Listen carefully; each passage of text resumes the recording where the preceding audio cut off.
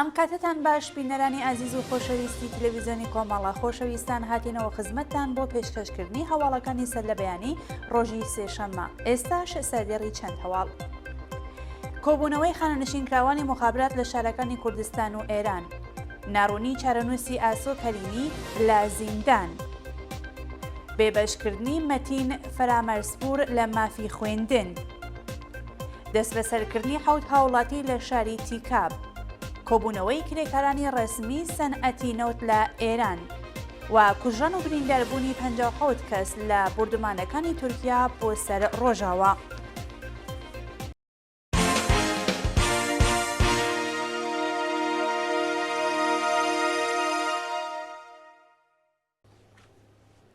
دەستپێکی هەواڵەکان.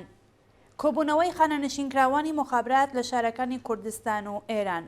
ڕۆژی دووشەممە 17 مانگی ڕێزبەر خانەنشینکراوانی مخابرات لە شارەکانی کوردستان و ئێران دژ بە خراپی دۆخی مەعیشەت و پشتگوێ خستنی داواکاریەکانیان کۆبوونەوە.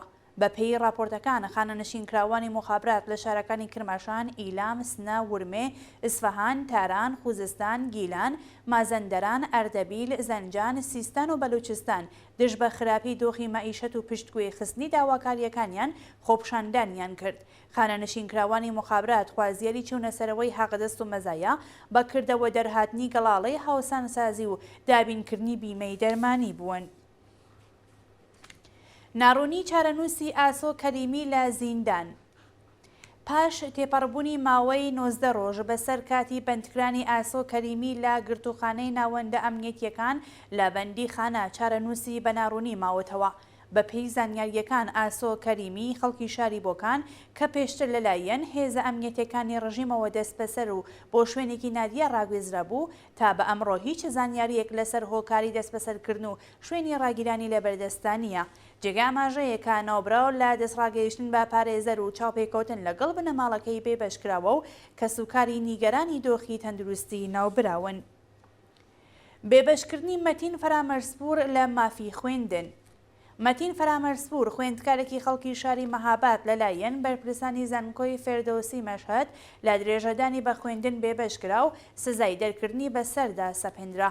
بەپێی راپۆرتەکان بێبەشکردنی ئەو خوێندکارە کووردا لە خوێندن لە حەڵێکدایەکە مەتین ڕۆژی 17 سەرماوەزی ساڵی ڕابردوو بە تۆمەتی زیندانی ببورن بە تۆمەتی زیانگەیاندن بە پلانەکانی زانکۆ و شوێنی حەوانگەی خوێندکاران بۆ ماوەی 2 تێرم لە درێژەدان بە خوێندن دوورخرایەوە. ڕۆژی دووشەممە 17 ڕێزبەر مەتین فەرامەرزپوور خوێندکاری قۆناغی کانناسی باڵای فەلسەفە دوای بانگەکران بۆ کومیتەی ئینزباتی زانکۆی فێردۆسی مەشهەد بە مەبەستی وەرگرتنی دانپێدانانی زۆرە ملێخرای ژێر گوشار و دوای قبول نەکردنی سزای دەرکردن لە زانکۆ بەسەریدا سەپێنرا. دەست بەسەرکردنی حەوت هاوڵاتی لە شاری تیکاب. ڕۆژی دووشەممە 17 مانگی ڕێزبەر حەوت هاوڵاتی لە شاری تیکاب بەبێ بەڵگەی قەزایی لەلایەن هێزە ئەمنیەتەکانی ئەو شارەوە دەست بەسەرکران. ناسنامەی ئەو چەند هاوڵاتی بریتیە لە عەلی بەرادەران، عەلی سەرووی، عارف زەمانی، ئەمین قارەمانی، معروف سالمی، زاهێد مەجنونی و مەهدی مەجنونی. ئەو حەوت هاوڵاتیە بەهۆی ناڕەزایەتی دەربڕین لە ئاستە بەردەوامی چالاکی و کارکردنی نایاسایی مادەنێکی نزیک لەو شارە لەلایەن هێزە ئەمنیەکانەوە دەست بەسەر و بۆ شوێنێکی نادیار ڕاگوێزران. ئەشکەنجەی هاوڵاتیەک لەلایەن پۆلیسی هاتوچۆیبانە. ڕۆژی دووشەممە 17 مانگی ڕێزبەر هاوڵاتیەکی کەم ئەندامی خەڵکی شاری بانە بەهۆی ئەشکەنجە و لێدان لەلایەن یەکێک لە بەرپرسانی هاتوچۆ بە سەختی بریندارکرا.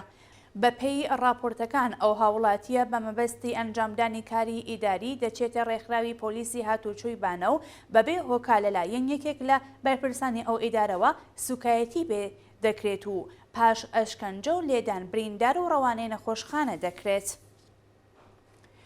کۆبوونەوەی کرێکارانی ڕسمی سەنعەتی نەوت لە ئێران. ڕۆژی دووشەممە 17 مانگی ڕێزبەر کرێکارانی ڕسمی سەنعەتی نەوت لە 2 شرکەتی فەلاتقاڕەی ئێران و نەوت و گازی پارس لە ناڕەزایەتی بە دۆخی خراپی پیشەیی و مەعیشەت کۆبوونەوە. کرێکارانی سەنعەتی نەوت خوازیاری چوونەسەرەوەی ئاستی حەقدەست و مەزایە پێدانی پاداشت و سەنەواتی ساڵانی پێشوو دابینکردنی ئیمکاناتی ڕەفاهی و ئەمنیەتی پیشەیی بوون. کرێکارانی هەردوو شرکەتی ناوبراو ڕۆژی ڕابردوو بۆ جاری سەیام بە مەبەستی گەیشتن بە داخوازیەکانیان کۆبوونەوەیەکی هاوبەشیان ڕێک خست و خوازیاری بایەختان بە کێشە و گرفتەکانیان بوون. کوژان و برینداربوونی 57 کەس لە بردومانەکانی تورکیا بۆ سەر ڕۆژاوە. ڕۆژی دووشەمە 17 ڕێزبەر بەهۆی بردومانی فڕۆکە جەنگەکانی سوپای تورکیا بۆ سەر کانتۆنەکانی ڕۆژئاوای کوردستان 29 ئەندامی ئاسایشی بەرەنگاربوونەوەی مادەی هۆشبەر گیانیان لەدەستداوە و 28 کەسی دیکەش بریندار بوون. بەپێی راپۆرتەکان فڕۆکەکانی تورکیا بنکەی هێزەکانی ئاسایشیان لە ڕۆژئاوای کوردستان کردوتە ئامانج و بەهۆیەوە 57 کەس کوژراون و بریندار بوون. هەروەها لە تۆپباران و بردومانی ناوچەکانی عین ئیسا و دەربێسێ 5 کرێکاری کشت و کاڵ و 2 منداڵ گیانیان لەدەستا و چەندین کەسی دیکەش بریندار بوون. جێگەی ئاماژەیەکە خۆبەڕێوەبەری ڕۆژئاوای کوردستان بۆ ماوەی 3 ڕۆژ ماتەمینی گشتی ڕاگەیاندووە. کوژرانی زیاتر لە 50 فلستینی لە کاتی بردومانەکانی ئیسرائیل دوایین هەواڵمانە. ڕۆژی دووشەمە 17 مانگی ڕەزبەر لە درێژەی بردومانکردنی غەزە لەلایەن ئەرتەشی ئیسرائیلەوە زیاتر لە 50 کەسی مەدەنی کوژان. بەپێی راپۆرتەکان لە سێهەمین ڕۆژی شەڕی نێوان حەماس و ئەرتەشی ئیسرائیلدا بەلانی کەم 450 کەس لە غەزە گیانیان لەدەستەوە زیاتر لە 2000 کەسیش بریندار بوون. بەرپرسانی دەوڵەتی ئیسرائیل ڕۆژی دووشەمە ڕایان گەیاند کە کۆنتڕۆڵی تەواوی سنوورەکانیان بەدەست گرتووە و کەرتی غەزەیان بە تەواوی گەمارۆداوە. لە بەرانبەردا ڕێژەی کوژراوانی هێرشە موشەکی و چەکداریەکانی حەماس بۆ سەر ئیسرائیل بۆ 700 کەس پەرزوەتەوە و 2300 کەسیش بریندارکراون. جێگەی ئاماژەیەکە لە باشووری لوبنانەوە 12 موشک بە ئاراستەی ئیسرائیل تەقێنراو لە وڵامدا فڕۆکە و تۆپخانەکانی ئیسرائیل باشووری لوبنانیان کردە ئامانج. بەڵێ بینەرانی خۆشەویست هەواڵەکان پێشکەشکرا فەرموون بۆ بینینی درێژەی بەرنامەکانمان.